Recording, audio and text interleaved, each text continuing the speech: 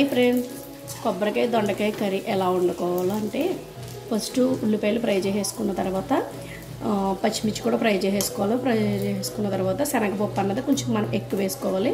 శనగపప్పు కూడా ఫ్రై అయిపోయిన తర్వాత దొండకాయలు వేసుకుని బాగా సిమ్లో మగ్గనివ్వాలి. మగ్గనిచ్చిన తర్వాత ఈ కొబ్బరికాయ అన్నది వేసుకోవాలి. కొబ్బరికాయ వేసుకున్న తర్వాత ఇక్కడ చూసారు కదా, ఇక్కడ లాస్ట్లో తాలింపులు అన్నది కూడా కొంచెం వేసుకోవచ్చు, వేసుకోకపోయినా పర్లేదు. కొంచెం ఉల్లిపాయలు వేగినప్పుడు మనం అల్లం పేస్ట్ అన్నది వేసేయాలి. తర్వాత జీలకర్రని వెల్లుల్లిపాయని మిక్సీ పట్టుకుని వేసుకోవాలి. తర్వాత చూసారు కదా, ఇక్కడ మనము కొంచెం బాగా కనిపించడానికి ఇక్కడ ఎండుమిర్చి, కరివేపాకు, జీలకర్ర అన్నది నేనైతే ఫ్రై చేసి వేసాను. ఇక్కడ ఈ మసాలా కొబ్బరికాయ దొండకాయ కర్రీ ఎంతమందికి ఇష్టమో కామెంట్ చేయండి. ఓకేనా ఫ్రెండ్స్?